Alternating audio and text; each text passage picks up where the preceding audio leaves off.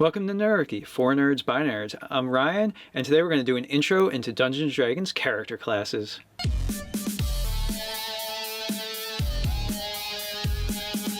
Another massive thank you to Easy Roller Dice for sponsoring this series of videos. If you check the description below, you can find a link to their website, as well as a coupon code that's going to save you some money on their awesome dice.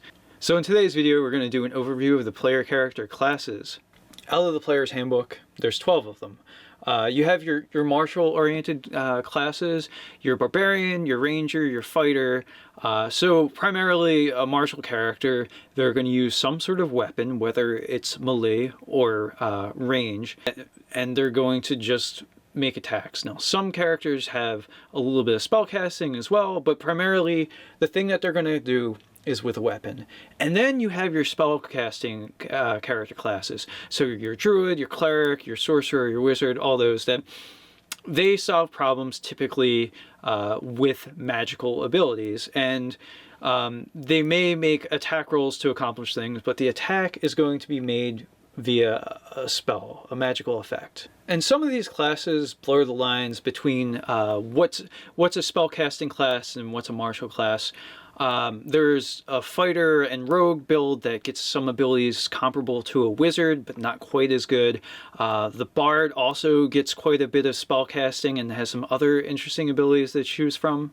You can find great brief descriptions of all the character classes on page 45 of the player's handbook. This one chart in a half page, it gives you their just a really nice brief description of what the class does, as well as their hit die, their proficiency in saving throws, weapons, and armor.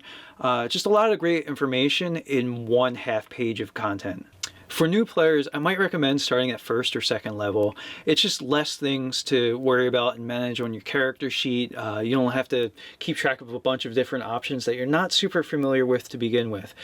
And then also too, maybe go with a character that wields weapons, like a fighter, a rogue, or a monk.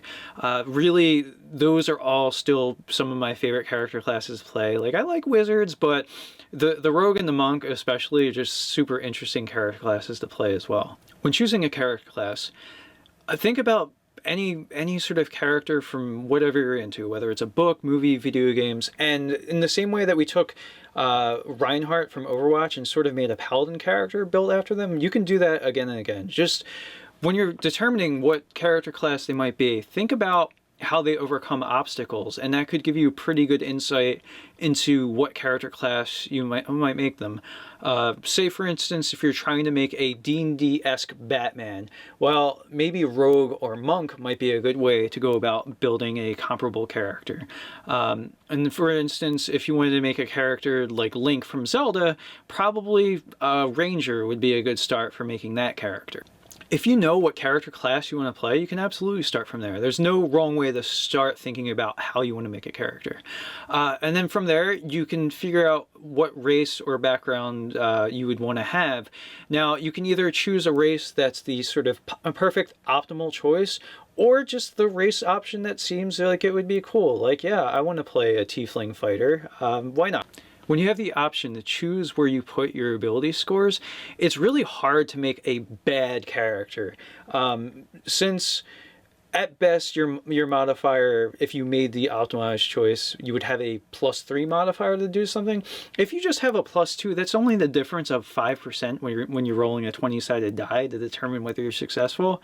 So do the character that you want to make rather than choosing to make the ideal choice, because again, when you're choosing where you put your ability scores, it's really hard to make a bad character.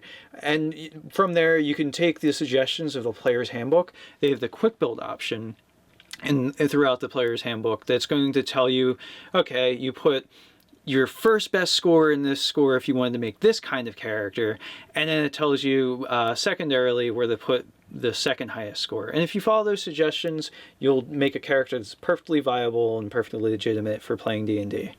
You might get inspiration for coming up with characters from the most just random of places. Like, one time I just had the idea of like, well, what if I were to make a redneck necromancer?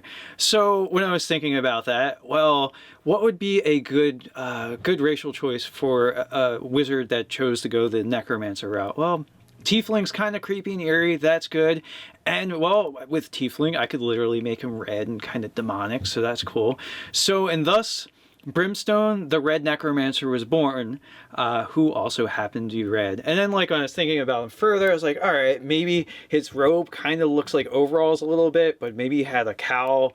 And then when I was thinking about inspiration for the way I might roleplay him, I started to think about Captain Spaulding. If you've seen The House of a Thousand Corpses, that sort of foghorn leghorn sort of southern sort of drawl they had. I was like, that's definitely the way I want to portray this character. In future videos, we're going to explore the other character classes in greater depth. This was just sort of an overview. You know, if you have any questions, you can feel free to put them down in the comments below. The fantastic Nerdarchy community is great at helping out new players, so you can get some feedback there. Again, don't forget to like, share, comment, and subscribe. Thanks again to Easy Roller Dice for sponsoring this video series, and until next time, stay nerdy.